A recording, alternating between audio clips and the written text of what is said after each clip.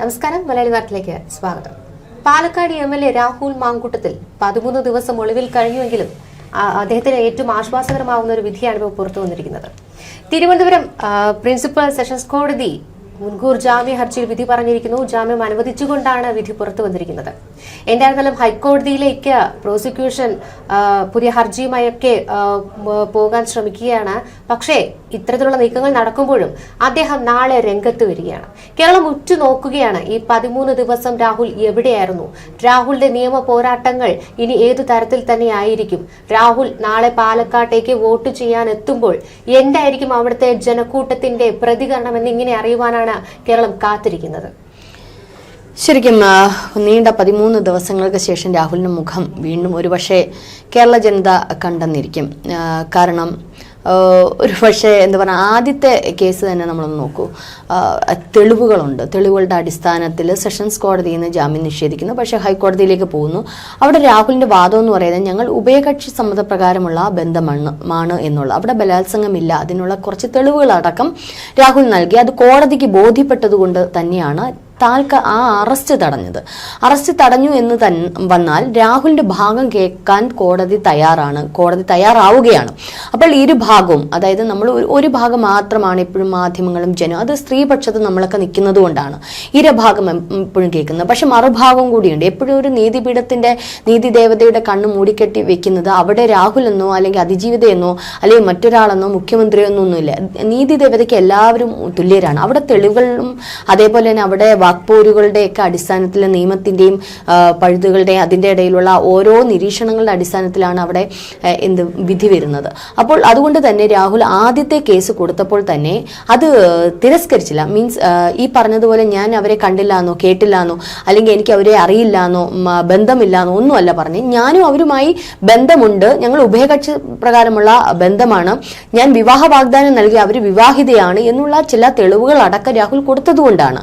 അപ്പോൾ ഇനി 15-ാം തീയതി രാഹുലിന്റെ വാദം അവിടെ കേൾക്കും. ഇനി അത് കേസും വാദവുമായിട്ട് മുന്നോട്ട് പോവുകയാണ് ചെയ്യുന്നത്. ഇതിനിടയിൽ എന്തെങ്കിലും ഈ പറയുന്നതുകൊണ്ട് സഡനായിട്ടുള്ള എന്തെങ്കിലും ഒരു വിധി വരുമെന്ന് എനിക്ക് തോന്നുന്നില്ല. കാരണം ജാമ്യം ഇപ്പൊ അറസ്റ്റ് ഉണ്ടാവില്ല എന്ന് അറിഞ്ഞതുകൊണ്ട് തന്നെ ഇനി അതൊരു വാദമുഖത്തേക്ക് പോകുന്ന കേസ് മുന്നോട്ട് പോകുന്ന രീതിയാണ്. അതപ്പോൾ ഏകദേശം അവിടെ ഇനിയിപ്പോൾ കഴിഞ്ഞ ദിവസം നമ്മൾ ദിലീപിന്റെ കേസ് കണ്ടതുപോലെ അത് നമ്മുടെ മുന്നിലുള്ള ഒരു അതിജീവിതയാണ്. അത് ഇതുമായിട്ട് ഒരിക്കലും താരതമ്യം ചെയ്യാൻ പറ്റത്തില്ല. അത് നീണ്ട 8 വർഷം പോരാടിയ ഒരു പെൺകുട്ടിയുടെ ഒരു യഥാർത്ഥ അതിജീവിതയുടെ പോരാട്ടമാണ്. പക്ഷെ ഇവിടെ അങ്ങനെയല്ല. ഉഭയകക്ഷി പ്രകാരമുള്ള ഒരു സമ്മതപ്രകാരമുള്ള ഒരു ബന്ധമാണ്.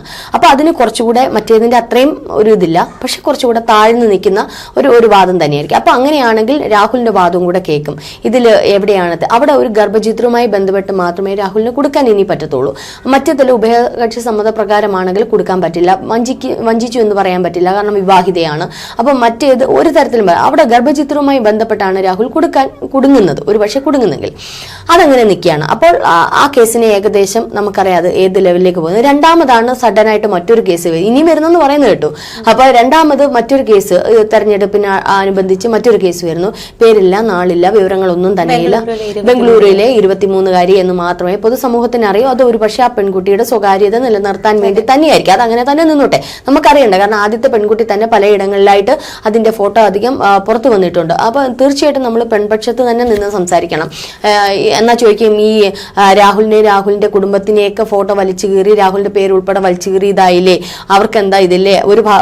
ഒന്ന് ചിന്തിച്ചാൽ അവരുടെ ഇപ്പോഴും ഈ പറയുന്നത് പോലെ ആരോപണം മാത്രമാണ്, വിധി വന്നില്ല. അപ്പോൾ എങ്ങനെയാണ് ഇത് പറയുന്നത്? പുരുഷന്മാരുടെ ചിത്രം എന്തിനാണ്? ഇങ്ങനെയൊക്കെ നിരവധി ആരോപണങ്ങളുണ്ട്. പക്ഷേ നമ്മുടെ നീതിപീഠം എപ്പോഴും സ്ത്രീപക്ഷത്ത് നിൽക്കുന്നതുകൊണ്ട്, സ്ത്രീകളെ സംരക്ഷിക്കുന്നത് കൊണ്ടുമാണ് ഇത്തരത്തിലുള്ള ഒരു ഇത് വരുന്നത്. പുരുഷവാദികൾ ഒരുപക്ഷെ ഇതൊന്നും ദഹിക്കത്തില്ല അവർക്ക്. പക്ഷെ ഇവിടെ രണ്ടാമത്തെ ഇതിൽ വന്നപ്പോഴും ആ പെൺകുട്ടിയെ ഹൈഡ് ചെയ്ത് വെച്ചുകൊണ്ട് തന്നെയാണ് എല്ലാം. പക്ഷെ അവിടെ 2023 നടന്ന സംഭവമാണ് അതിക്രൂരമായ ബലാത്സംഗം. ഒരുപക്ഷെ ആദ്യത്തേതിനേക്കാളും രാഹുലിനെ പൂട്ടാൻ പറ്റുന്ന വലിയൊരു കേസായിരുന്നു ഇത്. എന്തുകൊണ്ട് പൂട്ട് വീണില്ല? എന്തുകൊണ്ട് ആ സെഷൻസ് കോടതി തന്നെ ജാമ്യം? കാരണം നമുക്കറിയാം സെഷൻസ് കോടതി കുറച്ചുകൂടിയൊക്കെ സർക്കാരിന് അനുകൂലമായിട്ട്, പ്രോസിക്യൂഷന് അനുകൂലമായിട്ടാണ് ഒരു വിധി പലപ്പോഴും നമുക്ക് കാണുന്നത്.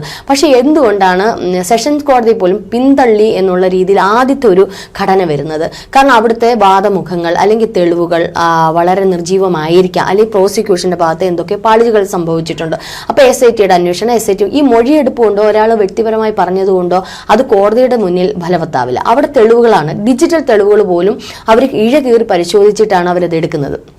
അപ്പൊ അത്തരത്തിൽ 2023 നടന്ന സംഭവം ഒരു പക്ഷേ ഈ പെൺകുട്ടിക്ക് നേരിട്ടിട്ടുണ്ടെങ്കിൽ അത് നേരിട്ടുള്ള അനുഭവമാണ്, നമുക്കറിയില്ല, അവർ പറയുന്നതാണ്. ഇപ്പൊ ആർക്ക് വേണമെങ്കിൽ ആരെ പറ്റിയും പറയാമല്ലോ. പക്ഷെ അത് കൃത്യമായ തെളിവുകൾ SIT സ്വീകരിച്ചിട്ടുണ്ടെങ്കിൽ തീർച്ചയായിട്ടും ഇന്ന് ജാമ്യം നിഷേധിക്കേണ്ടുന്ന ഒരു കേസായിരുന്നു. കാരണം അവിടെ ക്രൂരമായ ബലാത്സംഗമാണ് നടത്തിയത്.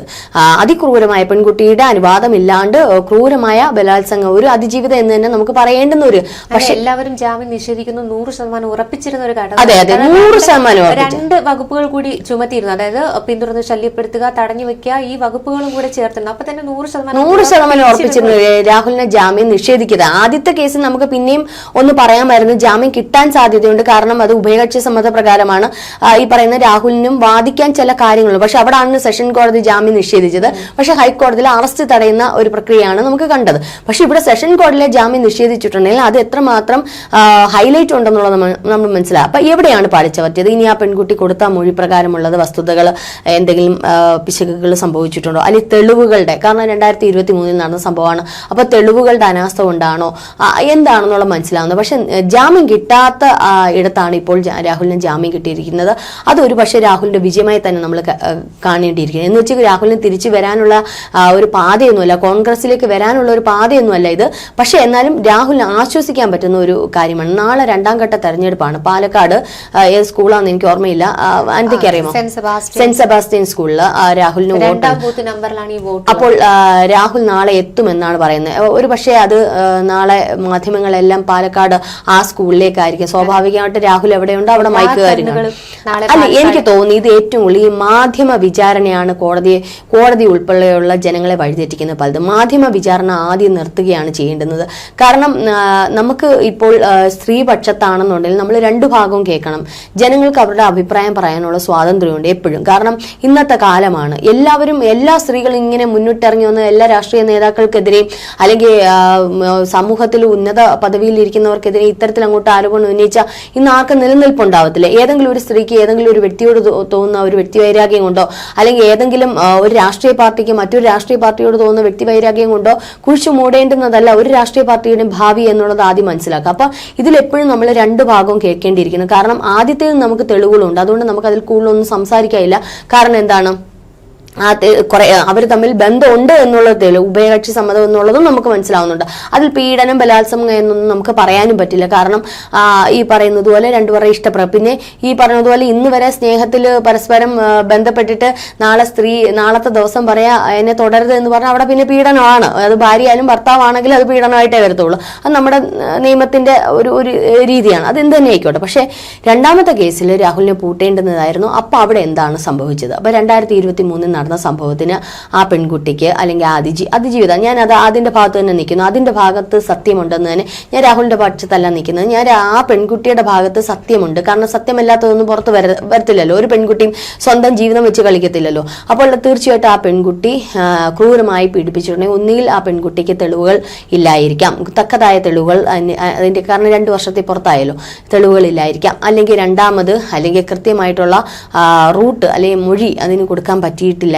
മറ്റെന്തൊക്കെയോ മിസ്ലീഡിംഗ് ആയിട്ടുള്ള എന്തൊക്കെയോ സംഭവങ്ങൾ നടന്നിട്ടുണ്ടായിരിക്കാം. അല്ലെങ്കിൽ പ്രോസിക്യൂഷൻ അവിടെ ബലഹീനത എന്തെങ്കിലും കാണിച്ചിട്ടായിരിക്കാം. അല്ലെങ്കിൽ അന്വേഷണ ഉദ്യോഗസ്ഥർ പ്രോസിക്യൂഷന് കൊടുത്തിട്ടുള്ള എന്തെങ്കിലും കാര്യങ്ങളിൽ വീക്ക്നെസ്, അതാണ് അവിടെ രാഹുലിനെ ഇന്ന് ആശ്വാസകരമായി രക്ഷപ്പെട്ടത്. ഇനി ഇതിൽ മറുവശത്ത് പെൺകുട്ടിയുടെ ഭാഗത്തു നിന്ന് ഞാൻ മാറി ഇങ്ങോട്ട് രാഹുലിന്റെ ഭാഗത്തു നിന്ന് ചിന്തിക്കുകയാണ്. ഇതൊരു രാഷ്ട്രീയ കളികളാണെന്ന് തന്നെയാണ് പൊതുജന സംസാരം. കാരണം തെരഞ്ഞെടുപ്പ് വന്നപ്പോഴാണ് ഇതെല്ലാം കൂടെ വന്ന് മറിഞ്ഞത്. ആദ്യമെല്ലാം ഈ ആദ്യത്തെ പെൺകുട്ടി പരാതി കൊടുക്കുന്നില്ല എന്ന് പറഞ്ഞിടത്താണ് പിന്നെ ഫോഴ്സ് ചെയ്ത്, അതായത് ഇവിടുന്ന് ക്രൈംബ്രാഞ്ച് ഉദ്യോഗസ്ഥർ പലതവണ ചെന്ന് സമീപിച്ചിട്ടാണ് ഫോഴ്സ് ചെയ്താണ് പരാതി കൊടുത്തത്. അപ്പോൾ പരാതി കൊടുക്കുന്നില്ല എന്ന് പറഞ്ഞത് പേടി കൊണ്ടോ ഭയം കൊണ്ടൊന്നും അല്ല. കാരണം ഒരു കൂട്ടായ സംസ്ഥാനം മുഴുവനും പെൺകുട്ടികളോടൊപ്പം തന്നെയാണ്, അല്ലെ? ആരും പുറകോട്ട് നിൽക്കത്തില്ല. അപ്പൊ അത് ഭയമല്ല. ഇപ്പൊ ഈ പെൺകുട്ടി തന്നെ, ഞാൻ നേരത്തെയുള്ള ചർച്ചകൾ പറഞ്ഞിട്ട് 2023 തന്നെ ഒരു രാഷ്ട്രീയ നേതാവിനെയൊക്കെ കൊടുക്കാൻ എളുപ്പമാണ്. സാധാരണ ഒരു വ്യക്തിയെ കൊടുക്കാനാണ് പ്രയാസം. രാഷ്ട്രീയ നേതാവിനാകുമ്പോൾ അവർക്ക് ഈ പറയുന്നത് പോലെ എന്തെങ്കിലും ചെറിയത് കിട്ടിയാൽ അത് വലിയ മാധ്യമങ്ങളും മറ്റുള്ള രാഷ്ട്രീയ പാർട്ടിക്കാരും ഒക്കെ ഏറ്റെടുത്ത് ഈ പെൺകുട്ടിയെ വെറുതെ നിന്നാൽ മതി, അത് അതിന്റെ ഭാഗത്ത് നിന്നുകൊണ്ടാൽ മതി. പക്ഷെ ഏറ്റെടുക്കാൻ 100 പേരുണ്ടായിരിക്കും. പക്ഷെ അതെല്ലാവർക്കും അറിയാം. അപ്പം രാഹുൽ മാങ്കൂട്ടത്തിനെ ഭീതിയും ഭയപ്പെടുത്താനും ഗുണ്ടയോ അല്ലെങ്കിൽ ഈ പറയുന്നോണം സംസ്ഥാനം മൊത്തം അടങ്കൽ വെച്ചേക്കുന്ന ഒരു വ്യക്തിയല്ല. ഒന്നും അത് പാർട്ടി പോലും അല്ലേ, പ്രതിപക്ഷത്തേക്കുന്ന ഒരു പാർട്ടിയുടെ ഒരു കുട്ടി നേതാവാണ്. അപ്പൊ അത് വെറുതെയാണ്, ഭയപ്പെടുത്തുന്നു അതെന്നൊക്കെ പറഞ്ഞത് വെറുതെയാണ്. കാരണം രാഹുലിനെ അങ്ങനെ ഭയപ്പെടേണ്ട കാര്യമൊന്നുമില്ല. കാരണം അങ്ങനെ വലിയൊരാളാ അല്ലെങ്കിൽ അങ്ങനെ വലിയൊരു രാഷ്ട്രീയത്തിലെ അങ്ങ് വലിയൊരു ചുവട് വെച്ച ഒരു വ്യക്തിയൊന്നുമല്ല രാഹുൽ മാങ്കൂട്ടം. ഇനി ഒരു പക്ഷെ ഭയം കൊണ്ട്, രാഷ്ട്രീയക്കാരുള്ള ഭയം കൊണ്ട് ആ പെൺകുട്ടി ചിലപ്പോൾ സാധാരണ വീട്ടിലെ പെൺകുട്ടി അങ്ങനെ എന്തെങ്കിലുമാണ്, രാഷ്ട്രീയക്കാരോടുള്ള ഭയം കൊണ്ടാണെങ്കിൽ തന്നെ ഇപ്പോൾ പറഞ്ഞപ്പോൾ അതിന് ഈ ഒരു ആത്മവിശ്വാസം മറ്റേ പെൺകൊച്ച് പറഞ്ഞതുകൊണ്ടാണെന്ന് പറയുന്നു. അപ്പോൾ ഇപ്പം ഭയമില്ല, ഇപ്പോഴല്ലേ കുറച്ചുകൂടെ ഭയക്കേണ്ടത്, ഇപ്പോൾ MLA കൂടെ അല്ലേ, അപ്പോൾ ഇപ്പോഴേ കുറച്ചുകൂടെ ഭയക്കേണ്ടത്. അപ്പം അതിൽ ഒന്നുകിൽ ഈ രാഷ്ട്രീയ പ്രേരിതമായിട്ടുള്ള ഈ തെരഞ്ഞെടുപ്പുമായി ബന്ധപ്പെട്ടാണ് രണ്ടാമത്തെ ഇതും കൂടെ കുത്തിപ്പോയി. ഇനി അടുത്തേയും കൂടെ വരുന്നെന്ന് ഇങ്ങനെ ഒരു വാർത്തകൾ കേൾക്കുന്നുണ്ട്. അതിന് മുമ്പ് വോട്ട് ചെയ്ത് കയറിയ രാഹുൽ ഭാഗ്യം തുടരെ ഇനി 9 ഏകദേശം 17 പേരെങ്ങാണ്ടാണെന്നാ പറയുന്നത്. 9 പേര് പെൺകുട്ടികളുടെ പരാതി എന്തോ നിലവിൽ കിട്ടിയിട്ടുണ്ടെന്ന് പറയുന്നു. എന്തായാലും 9 പേര് ഇങ്ങനെ ക്യൂ നിൽക്കുകയെന്നാണ്. എന്ന് വെച്ചാൽ അടുത്ത സമയത്തൊന്നും രാഹുൽ പുറം ലോകം കാണാത്ത തരത്തിൽ രാഹുലിനെ പൂട്ടാൻ ഇനിയിപ്പോൾ ഹൈക്കോടതിയിലേക്ക് ഇത് ഹർജി ഫയൽ ചെയ്യുന്ന ജാമ്യം നിഷേധിച്ചുകൊണ്ടുള്ള, അപ്പോൾ അത് ഇനി എന്താവും എന്നുള്ള അറിഞ്ഞൂടാ. എന്തായാലും താൽക്കാലികമായിട്ട് കുറച്ച് നാളത്തേക്കെങ്കിലും രാഹുലിനെ മാറ്റി നിർത്തണമെന്ന് ആരൊക്കെയോ ആഗ്രഹിക്കുന്നുണ്ട്. അപ്പോൾ അതുകൊണ്ടാണ് ഇങ്ങനെ തുടരെയുള്ള ഒരു പരാതികളൊക്കെ കിട്ടാൻ ഇത് വരുന്നത്. മാത്രമല്ല അത് നല്ലൊരു എന്താ പറയുക തെരഞ്ഞെടുപ്പ് തന്ത്രവും കൂടിയാണ്. കാരണം ശബരിമല വിഷയം ഇങ്ങനെ വലിയ രീതിയിൽ ആക്കും കൊണ്ട് നിൽക്കുമ്പോൾ അതിനെ മൂടാൻ CPM പ്രത്യേകിച്ച് പ്രയോഗിക്കാൻ ഒന്നുമില്ല. അപ്പോൾ ഇത് കുറച്ച് ജനപ്രീതിയുള്ള ഒരു വ്യക്തിയാണ്. അപ്പം പിന്നെ എന്നാ ഇരിക്കട്ടെ, അത് ഒരു രാഷ്ട്രീയ കളിയുണ്ട്. ഇത് നടന്നിട്ടുണ്ട്, സംഭവം ഇതുണ്ട്. പക്ഷെ ഇത് കുറച്ചുകൂടി കുത്തിപ്പൊക്കി ഇത് കൊണ്ടുവരാനുള്ള ഇത് പക്ഷേ അവിടെ ഒരു CPM അടിപതറിയിരിക്കുകയാണ്. കാരണം ഒരിക്കലും ജനം ചിന്തിക്കുന്നത് തങ്ങളുടെ പൊതു മുതൽ ആരെങ്കിലും കട്ടെടുത്തിട്ടുണ്ടോ, തങ്ങൾക്ക് കിട്ടാനുള്ള ആരെങ്കിലും അടിച്ചു മാറ്റിയിട്ടുണ്ടോ, ഇത് ജനം ചിന്തിക്കുക. അല്ലാതെ രാഹുൽ 10 സ്ത്രീകളുടെ കൂടെ പോയി ജീവിതം കഴിച്ചെന്നോ കല്യാണം കഴിച്ചെന്നോ അല്ലെങ്കിൽ അയാളുടെ സ്വകാര്യത ഇതൊന്നും മറ്റുള്ളവർക്ക് അറിയണ്ട. പക്ഷെ അത് സാമൂഹിക വിഷയമായത് ഒരു പെൺകുട്ടി ബലാത്സംഗം എന്ന് പറഞ്ഞതുകൊണ്ടാണ്. ഇപ്പൊ രണ്ടാമത്തെ തന്നെ ബലാത്സംഗം എന്നാണ് പറഞ്ഞിരിക്കുന്നത്. അതാണ് ഒരു സാമൂഹിക വിഷയം. അത് പാർട്ടിയിൽ നിന്ന് പുറത്താക്കിയ ജനത്തിന് ആ പ്രശ്നം മാറുന്നതേ ഉള്ളൂ. അത് പാർട്ടി ഓൾറെഡി പുറത്താക്കി കഴിഞ്ഞു. അപ്പൊ ജനത്തിന് പിന്നെ എങ്ങനെയാണ് UDF-ആയിട്ട് അല്ലെങ്കിൽ UDF-നോട് ഇത് വരാൻ കാരണം? അങ്ങനെ ഒരിക്കലും ഉണ്ടാകത്തില്ല. അത് CPM പറ്റിയ ഒരു പാളിച്ചയാണ്. കാരണം പണ്ട് കാലങ്ങളിലൊക്കെ ഈ ജനങ്ങൾ കുറച്ച് ഈ സദാചാര ആൾക്കാരാണ് കൂടുതലുള്ളത്. അപ്പൊ ഇന്നത്തെ തലമുറയെ പോലെയല്ല അന്ന് ഈ പെൺ വിഷയമൊക്കെ വരുമ്പോൾ കുറച്ചുകൂടെ ഒക്കെ ഇത്. പക്ഷെ ആ വിട്ടുപിടി എന്നേ ഞാൻ പറയാം. പിണറായി വിജയൻ കുറച്ചുകൂടെ ജെൻസി ഭാവത്തിൽ കുറച്ചുകൂടെ ഒന്ന് മുന്നേറുന്നതായിരിക്കും നല്ലത്. പഴയ കളികളും തന്ത്രങ്ങളും ഒക്കെ മാറ്റി വെച്ചിട്ട് കുറച്ച് ജെൻസി പിള്ളേരുടെ അടുത്ത് അല്ലെങ്കിൽ ഈ പറഞ്ഞ 80s 90s കിഡ്സിന്റെ അടുത്ത് കളിക്കുമ്പോൾ കുറച്ചുകൂടെ പ്രായം ഇങ്ങോട്ട് കടന്നു ചെന്ന് കളിക്കുന്നതായിരിക്കും കുറച്ചുകൂടെ നല്ലത്. ഇനിയുള്ള നിയമസഭാ തെരഞ്ഞെടുപ്പിലെങ്കിൽ ഇത് ചീറ്റിപ്പോയി, പാളിപ്പോയി. അപ്പോൾ BJP ഇതിൽ ആദ്യം മുതലേ മൗനമായിട്ടാണ് നിന്നത്. പിന്നീടാണ് BJP ഗ്രാഫ് ഒന്ന് ഉയർത്തി ശബരിമല വിഷയം കൊണ്ടുവന്നത്. പിന്നെ അങ്ങ് ഗ്രാഫ് അങ്ങ് താഴ്ത്തി അടക്കി ഒതുക്കി വെച്ച്. അപ്പൊ അതിൽ BJP അങ്ങനെ എടുക്കാനുള്ള തീരുമാനം BJPയുടെ മറ്റൊരു തന്ത്രമാണ്. കാരണം ശബരിമല സ്ത്രീ പ്രവേശന വിഷയവുമായി ബന്ധപ്പെട്ട് BJP വലിയ രീതിയിൽ ജനങ്ങളുടെ ഇടയിലേക്ക് ഇറങ്ങിച്ചില്ലേ, അത് തടയാനൊക്കെ ശ്രമിച്ചു. പക്ഷെ അതിന്റെ ഏറ്റവും അധികം ക്രെഡിറ്റ് കിട്ടിയത് UDF-നായിരുന്നു. അതുകൊണ്ട് ഇത്തവണ BJP സൂക്ഷിച്ചാണ് കളിച്ചത്. കാരണം BJPക്ക് ഇത്തവണ CPM കയറുന്നതാണ് ഏറ്റവും ആശ്വാസം. കാരണം CPM-നെ ഒരു വെറും കുരങ്ങനെ ഇട്ട് കളിപ്പിക്കുന്ന കളിപ്പാവയാണ് BJPക്ക്. അപ്പൊ BJPക്ക് CPM ഇനി അധികാരത്തിൽ വരണമെന്നാണ് BJP ആഗ്രഹിക്കുന്നത്. കാരണം UDF ഇനി അധികാരത്തിൽ വന്നാൽ BJPക്ക് ഇനി ഇപ്പോഴെങ്ങും കയറാൻ പറ്റത്തില്ല. പക്ഷെ CPM വന്നു കഴിഞ്ഞാൽ ഒരുമാതിരി CPM-നെ ജനം വെറുത്തോണ്ടിരിക്കുക. അപ്പം പിന്നെ അടുത്ത തവണ BJPക്ക് ഈ ഒരു സന്ദർഭത്തിൽ ഈ വിഷയങ്ങളെല്ലാം കുത്തിപ്പത്തി മറ്റേ ലാവ്ലിന് മാസപ്പടി ഇത് ഇനി അടുത്ത തവണ പിണറായി സർക്കാരാണ് വരുന്നത്. ഈ പിണറായി സർക്കാരിന്റെ എല്ലാവിധ ഈ ആരോപണങ്ങളും അഴിമതികളും എല്ലാം കേന്ദ്ര സർക്കാർ തന്നെ കുത്തിപ്പൊക്കി കൊണ്ടുവന്ന് ഇതിന് ഏകദേശം ഒരു ലാവ്ലിൻ കേസൊക്കെ 8 വർഷമായെങ്കിൽ വിത്തിൻ 2 years പിണറായി സർക്കാർ കയറുന്ന 2 വർഷത്തിനകത്ത് ഇതിനൊരു പരിസമാപ്തി സുപ്രീം കോടതിയിൽ നിന്ന് തന്നെ കണ്ടെത്തിയിരിക്കുക. അപ്പൊ അത് BJPയുടെ ഒരു തന്ത്രമാണ്. അപ്പൊ അങ്ങനെ വരുമ്പോൾ തീർച്ചയായിട്ടും 3 വർഷം തികയത്തില്ല, പിണറായി സർക്കാർ താഴേക്കിറങ്ങും, വീണ്ടും ഒരു തെരഞ്ഞെടുപ്പ് വരും. അപ്പോൾ BJPക്ക് ഒന്നുകിൽ പ്രതിപക്ഷ സ്ഥാനത്തെങ്കിലും വരാൻ പറ്റും. അതായത് 2031 ടാർഗറ്റ് ചെയ്താണ് BJP പോകുന്നത്. അപ്പം പക്ഷെ ഇപ്പൊ UDF കടന്നു കഴിഞ്ഞാൽ BJPക്ക് BJPക്ക് ഇനി ഒരു 3-4 ഘട്ടം കഴിഞ്ഞാൽ ഇനി ഇതേപോലെ ഒരു കളി കളിച്ച് മുന്നേറാൻ പറ്റും.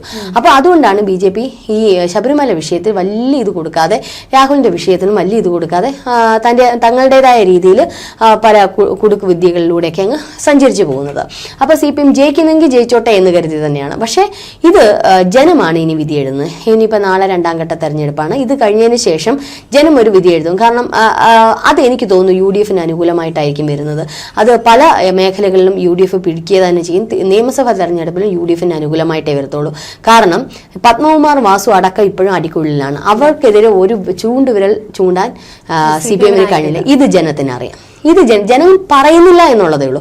ഇപ്പോൾ പല തെരഞ്ഞെടുപ്പിലും പല ആൾക്കാരുടെ വീടുകളിലും ഈ സ്ഥാനാർത്ഥികളൊക്കെ പോകുമ്പം എൻ്റെ അടുത്ത് 1-2 പേര് പറഞ്ഞതാണ്, ഈ പറഞ്ഞോണോ അവരോട് ചോദിക്കും, ഈ വിഷയങ്ങൾ പറയുമ്പം പറയും രാഹുലിൻ്റെ വിഷയം അത് ആളുടെ സ്വകാര്യത നിറഞ്ഞ ജീവിതം, അയാളെ പുറത്താക്കിയല്ലോ, ഇനി അത് ആളുടെ പണി നോക്കിപ്പോട്ടെ. പക്ഷെ ഞങ്ങളുടെ അയ്യനെ കൊള്ളയടിച്ചവന്മാർ ഇപ്പോഴും കിടക്കുന്നുണ്ടല്ലോ, അതിനെന്താ ഒരു തീരുമാനമാക്ക്? ഇവിടെ റോഡ് ഇങ്ങനെ കിടക്കുന്നു. അപ്പം സാധാരണ ജനങ്ങൾക്ക് ആവശ്യം അവരുടെ റോഡ്, അവർക്ക് റേഷൻ കിട്ടുന്നുണ്ടോ, അവർക്ക് പെൻഷൻ കിട്ടുന്നുണ്ടോ, അല്ലെ അവർക്ക് കുടിവെള്ള വിതരണം കൃത്യമായിട്ടുണ്ടോ, വിശ്വാസികളുടെ ഒരു വിശ്വാസത്തിന്റെ ഇടയിൽ ഞങ്ങളൊക്കെ കൊടുക്കുന്ന ഇല്ല അയ്യപ്പന് വേണ്ടിയിട്ട് ഒരു വർഷം മുഴുവനും മഞ്ചിയൊക്കെ ഒരുക്കി വെച്ച് കൊടുക്കുന്ന മുതലുകളുണ്ട്. ഇത് കട്ടുമുടിച്ചോ? ദേവസ്വം ബോർഡ് മൊത്തം ഇത് ഞങ്ങളുടെ ക്ഷേത്രത്തിൽ ദേവസ്വം ബോർഡ് ഒന്നും നടത്തി. ഇതൊക്കെയാണ് ജനം ഇപ്പൊ ചിന്തിക്കുന്നത്. ഇത് കട്ടുമുടിക്കുന്നുണ്ടോ? ഇത് ഹിന്ദുക്കളെ മാത്രം മാറ്റി നിർത്തിയിട്ടുള്ള അല്ലല്ല, അതായത് ക്രിസ്ത്യൻസ് ആയിക്കോട്ടെ മുസ്ലിംസ് ആയിക്കോട്ടെ എല്ലാവരും ഈ ഒരു ശബരിമല വിഷയത്തില് അതിനൊരു കാരണമുണ്ട്. ഈ ശബരിമല ശ്രീ അയ്യപ്പ സ്വാമി എന്ന് നമ്മൾ പറയുമ്പോൾ നമ്മൾ പറയും ഹരിഹര സുധൻ അയ്യപ്പ സ്വാമിയെ എന്ന് പറയുന്നിടത്ത് ഈ ഹരിയും ഹരനും ഈ പറയുന്ന നമ്മൾ ഈ പറയുന്നതിൽ ബുദ്ധ ഒരു ഇത് വരുന്നുണ്ട്, ഈ സവർണ മേധാവിത്വത്തിന്റെ ഒരു ഇത് വരുന്നുണ്ട്, അവർണന്റെ ഒരു ഇത് വരുന്നുണ്ട്. ഈ പറയുന്നത് പോലെ എന്താ പറയുന്നേ, ഇതൊന്നുമല്ലാത്ത കോമൺ ആയിട്ടുള്ള വ്യക്തികളുടെ ആദിവാസി സമൂഹത്തിന്റെ ഇതിന്റെയൊക്കെ ഇതൊന്നും അല്ലാത്ത പുതിയ ഒന്ന് അയ്യൻ എന്ന് പറയുന്ന ഒരു ഇതിലേക്ക്. അപ്പൊ ഇതിന്റെ എല്ലാ തലത്തിലുമുള്ള അവിടെ ഒരു മുസ്ലിം ഇത് വരുന്നുണ്ട്, ക്രിസ്ത്യൻ ഇത് എല്ലാ തലത്തിലുമുള്ള ജനങ്ങളുടെ ഒരു പുതിയ ഒരു ദൈവവിശ്വാസ ദൈവസങ്കല്പമാണ് അയ്യപ്പൻ എന്ന് പറയുന്നത്. അവിടെ പണ്ട് നമുക്കറിയാം ഈ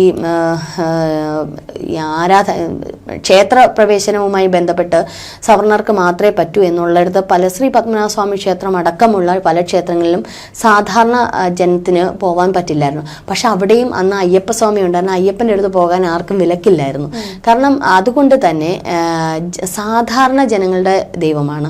അവിടെ ഉയർന്നവന്റെ ദൈവമായിട്ടും കാണാം, അങ്ങനെയുള്ളവർക്ക് താഴേക്കിടയിലുള്ള അവന്റെ ദൈവവുമായിട്ടും കാണാം, മറ്റുള്ള മതസ്ഥന്റെ ദൈവവുമായിട്ടും കാണാം. അതാണ് ശബരിമല സ്ത്രീ. മാത്രമല്ല ഈ ഹിന്ദുമത വിശ്വാസത്തിന്റെ ഇതനുസരിച്ച് ഈ ഗ്രാമപ്രദേശങ്ങളിലൊക്കെ ശരിക്കും 41 ദിവസത്തെ വ്രതം എടുക്കും. അപ്പോൾ ഈ സ്ത്രീകൾക്കൊക്കെ ഏറ്റവും അധികം എന്തുകൊണ്ടാണ് സ്ത്രീകൾ പോകുന്നില്ലെങ്കിൽ ഏറ്റവും അധികം ഭക്തരുള്ള സ്ത്രീകളാണ് അയ്യപ്പന്. അതെന്തുകൊണ്ടാണെന്ന് അറിയോ? കാരണം പണ്ട് കാലങ്ങളിലൊക്കെ കുടിയന്മാരായ കുടുംബങ്ങളുണ്ട്. അപ്പോൾ ഈ 41 ദിവസത്തെ വ്രതം എന്ന് പറയുന്നത് വീട്ടിൽ വലിയൊരു ആശ്വാസമാണ്. പല കുടുംബങ്ങളും രക്ഷപ്പെടുന്നത് ഇതുകൊണ്ടാണ്. അത് കൃത്യതയോടുള്ള ഇതിൻ്റെ ഫലമായിട്ട് കല്ലും മുള്ളും ഒക്കെ ചവിട്ടി അവിടെ ചെല്ലുമ്പോൾ ഓരോ മനുഷ്യനുണ്ടാകുന്ന വ്യത്യാസം അത് തങ്ങളുടെ കുടുംബങ്ങളിലേക്കും വരുന്നുണ്ട്. പലരും മാറിയിട്ടുണ്ട്. അപ്പോൾ ഇത് വല്ലാത്തൊരു വല്ലാത്തൊരു തീവ്ര നമ്മൾ ഈ മെട്രോപൊളിറ്റൻ സിറ്റികളിലൊക്കെ ഇരുന്ന് ഈ തലസ്ഥാനത്തൊക്കെ ഇരുന്ന് നമ്മളിങ്ങനെ പറയുന്നത് പോലെ അല്ലെ മാധ്യമങ്ങൾ പറയുന്നത് പോലെയല്ല ജനങ്ങളുടെ മനസ്സെന്ന് പറയുന്നത്. ഓരോ ജനത്തിൻ്റെയും മനസ്സ് അവൻ്റെ ദൈവത്തിൻ്റെ വിശ്വാസം എന്ന് പറഞ്ഞാൽ ഭയങ്കരമാണ്. അത് പുറമേ നിന്നുള്ള ചർച്ചയ്ക്കപ്പുറമാണ് ആ ഒരു വികാരം എന്ന് പറയാം. അതൊക്കെയാണ് ഒരു പക്ഷേ ഈ വോട്ടിംഗ് ഇതിലൂടെ പ്രതിഫലിക്കുന്നത്. അല്ലാതെ ഇത്തവണത്തെ വോട്ട് ഒരാൾക്ക് നിർണ്ണയിക്കാൻ പറ്റത്തില്ല. അതങ്ങനെയാണ് പോകുന്നത്. എത്രമാത്രം മാങ്കൂട്ടത്തിൻ്റെ വിഷയം അല്ലെ എത്രമാത്രം മറ്റുള്ള കേസ് എന്നതിനപ്പുറം എത്രമാത്രം ശബരിമല വിഷയം എന്നുള്ളതാണ് ഇത്തവണത്തെ തദ്ദേശ തെരഞ്ഞെടുപ്പും നിയമസഭാ തെരഞ്ഞെടുപ്പിലും പ്രതിഫലിക്കുക. അത് തീർച്ചയായിട്ടും പ്രതിഫലിക്കുക തന്നെ. ഇവിടെ പെട്ടിലായിരിക്കുന്നത് CPM തന്നെയാണ്. രാഹുലിനെ എത്രമാത്രം പുകയ്ക്കുന്നോ ഇനിയിപ്പോൾ 2ാമത്തെ കേസ്, ഇനി അടുത്ത കേസും കൂടെ വന്നാൽ ഇനി അടുത്തേയും കൂടെ പോരട്ടെ, ഇതാണ് സംഭവിക്കാൻ പോകുന്നത്. കാരണം ഇത് ശരിക്കും കൃത്യതയുള്ള കേസാണോ ഇല്ലയോ ഇനി കോടതി വന്നത്. കാരണം ഇത് ഇങ്ങനെ വരണമെന്നുണ്ടെങ്കിൽ ഇത്രയും വർഷം ഇവരൊക്കെ എവിടെ ഇരുന്നു എന്നൊരു ചോദ്യം വരുന്നുണ്ട്. കാരണം ഒരു ഇതാണെങ്കിൽ പോലും ഇന്നത്തെ കാലത്ത് വലിച്ചു കീറുന്ന ജനമാണ്. ഈ ബാംഗ്ലൂരിലൊക്കെ താമസിക്കുന്ന കുട്ടി എന്ന് പറയുമ്പോൾ നമുക്ക് അങ്ങനെ നമുക്ക് വിശ്വസിക്കാൻ പറ്റുന്നില്ല ഇത്രയും പാപിടിച്ച കുട്ടികളുണ്ടോ എന്നുള്ളത്. അപ്പം ഇത് വന്നു അടുത്ത വന്ന് ഇനി 3 ഇനി ഒരെണ്ണം കൂടെ വരേണ്ടെന്ന് ആയിരുന്നല്ലോ, ഇങ്ങനെ ജനത്തിന്റെ മനസ്സ് പോകുന്നത്. അപ്പൊ അതിലേക്കാണ് ഇപ്പൊ കിടക്കുന്നത്. ശരിക്കും പറഞ്ഞാൽ ഇത് രാഹുലിന് കുറച്ചുകൂടെ എന്താ പറയുന്നത് ഒരു ബൂസ്റ്റ് ചെയ്തുകൊണ്ട് വരികയാണ്. ഇത് അവസാനം ഈ കേസുകളൊക്കെ ഏത് രീതിയിലാവോ എന്നുള്ള അറിയില്ല. വ്യക്തമായ തെളിവുകളും ഇതൊന്നും ഇല്ലെങ്കിൽ ഒരു പക്ഷേ രാഹുലിന്റെ ഒരു വിജയമാണെന്നുണ്ടെങ്കിൽ ഇനി രാഹുൽ അടുത്ത മുഖ്യമന്ത്രി ആവുമെന്ന് പലതും പറഞ്ഞാൽ ചിലപ്പോൾ ആയെന്നിരിക്കും. കാരണം അഗ്നിശുദ്ധി വരുത്തി വരുന്ന രാഹുൽ ഒരുപക്ഷെ കോൺഗ്രസ് സ്വീകരിച്ചും ചിലപ്പോൾ BJP ആയിരിക്കും സ്വീകരിക്കുന്നത്. അപ്പം കാലഘട്ടം മാറുന്നതിനനുസരിച്ച് അതിന്റെ തീവ്രത കുറയും. പക്ഷെ അതിനപ്പുറം ഈ കേസ് നല്ല രീതിയിലുള്ള ഇപ്പൊ രണ്ടാമത്തെ കേസിലാണ് ഞാൻ നോക്കിക്കാണുന്നത്. കാരണം ബലാത്സംഗം എന്ന് പറയുന്ന അല്ലെങ്കിൽ ആ കുട്ടിയുടെ അനുവാദമില്ലാതെ അവൻ ചെയ്തു അല്ലെങ്കിൽ അത്തരത്തിലുള്ള പ്രവൃത്തി ചെയ്തു എന്നുള്ളത് നമുക്ക് ന്യായീകരിക്കാൻ പറ്റും. അങ്ങനെ അതിന് വല്ല തെളിവുണ്ടെങ്കിൽ പൂട്ടുക തന്നെ വേണം. ഞാൻ പറയുന്നത് പൂട്ടുക തന്നെ വേണം. പക്ഷെ അതില്ല. ഈ പറയുന്ന മറ്റുള്ള ഇതിന്റെ അടിസ്ഥാനം അതും ഈ ഉഭയകക്ഷി സമ്മത പ്രകാരമായിട്ട് ഇങ്ങനെ ഇതിപ്പം ഉഭയകക്ഷി സമ്മതമാണ് നമുക്ക് ലോജിക്കൽ ഇത് വെച്ച് മനസ്സിലാവും. പക്ഷെ മറ്റേതും അങ്ങനെയൊക്കെയാണ് സംഭവിച്ചതെന്നുണ്ടെങ്കിൽ ഈ പറഞ്ഞത് കുറെ നാളുകൾക്ക് ശേഷം സുപ്രീം കോടതി തന്നെ ഒരു വിധി പറഞ്ഞിട്ടുണ്ടല്ലേ, അത്തരത്തിലുള്ള കേസുകളിൽ പീഡനം എന്ന് പറഞ്ഞ് പരിഗണിക്കാനാവില്ലെന്ന്. അപ്പൊ അങ്ങനെ വന്നു കഴിഞ്ഞാൽ പിന്നെ രാഹുലിന്റെ ഒരു കംബാക്ക് ആണ്. അപ്പൊ അത് രാഷ്ട്രീയ കേരളത്തിൽ ഒരുപക്ഷെ കോൺഗ്രസിന് അന്ന് പിടിച്ചിരിക്കാൻ പറ്റത്തില്ല, CPM പിടിച്ചിരിക്കാൻ പറ്റത്തില്ല. ഇപ്പൊ ദിലീപിനെ 8 വർഷം വേട്ടയാടി എന്ന് പറഞ്ഞുകൊണ്ട് ഒരു വിഭാഗം പറയുന്നുണ്ട് അല്ലേ. അപ്പൊ അത്തരത്തിൽ മാറി മറിഞ്ഞൂടാ എന്നുള്ളതില്ല. പക്ഷെ ഞാൻ പറയുന്നത് ഇത്തരത്തിൽ ചെയ്തിട്ടുണ്ടെങ്കിൽ രാഹുൽ പുറത്തോട്ടൊന്നും വരരുത്, അകത്ത് തന്നെ കിടക്കണം. അതവിടെ നിൽക്കട്ടെ. ഇപ്പോൾ ഈ ജാമ്യം നാളെ ഇനി വരുന്ന രാഹുലിനെ ഇനി മാധ്യമങ്ങൾ പുറകെ നടക്കും. എനിക്ക് തോന്നുന്നില്ല രാഹുൽ നാളെ വരുമോ ഇല്ലയോ എന്നുള്ളത് നമുക്ക് അറിയില്ല. ഉപാധികളോടെ പക്ഷെ തിങ്കളാഴ്ച വരും. തിങ്കളാഴ്ച ഈ പറഞ്ഞോ. അപ്പം ഒരു പക്ഷേ ഇത് ഇനി വോട്ടിടുമോ എന്നുള്ളത് അറിയില്ല. ഇനി തീർച്ചയായിട്ടും വോട്ടിടും. കാരണം ഇത്ര നിയമ പോരാട്ടം നടത്തിയതുകൊണ്ട് ചിലപ്പോൾ വോട്ട് ചെയ്യാൻ പക്ഷെ മാധ്യമങ്ങളെ കാണാൻ തയ്യാറായെന്ന് വരത്തില്ല, ഒന്നും മിണ്ടത്തില്ല. കാരണം ഈ കേസ് ഇങ്ങനെ നിൽക്കുന്നതുകൊണ്ട് മിണ്ടത്തില്ല. പ്രതികരിച്ചാൽ അതെന്തെന്നുള്ള ഒരു ഇതുണ്ട്. പക്ഷെ ഇപ്പൊ പ്രതികരിക്കില്ല. കാരണം ദിലീപ് ഒന്നും ആ സമയത്തൊന്നും ജാമ്യം കിട്ടിയൊന്നും പ്രതികരിച്ചില്ല. പ്രതികരിച്ചത് വിധി വന്നതിന് ശേഷമാണ്. അപ്പൊ അതുപോലെ ആയിരിക്കും രാഹുലിന്റെ ഇനി ഒരു പ്രതികരണം. പക്ഷെ മാധ്യമങ്ങൾ പുറകെ നടന്നുകൊണ്ടേയിരിക്കും. ഈ പറഞ്ഞതുപോലെ നാളെ വോട്ടിടും. പക്ഷെ പാലക്കാട് ജനം ശ്രദ്ധിക്കും എത്രമാത്രം അത് രാഹുലിന്റെ വിജയവും പരാജയമാണ് ജനങ്ങളുടെ ഇടയിലുള്ള. കോടതി വിധിക്കപ്പുറം ജനം എങ്ങനെയാണ് ഈ ഒരു വിഷയം ഏറ്റെടുത്തതെന്നുള്ളത് നാളെ പാലക്കാട് ഉള്ള വിധിയിൽ നമുക്ക് 15-ാം തീയതി അല്ലെ, 15-ാം തീയതിയാണ് മറ്റേതും ഹൈക്കോടതിയും പരിഗണിക്കുക. അപ്പൊ എല്ലാം കൊണ്ടും രാഹുലിന്റെ ഒരു ജയപരാജയം ഇതിൽ നിന്ന് നമുക്ക് മനസ്സിലാക്കാൻ പറ്റും.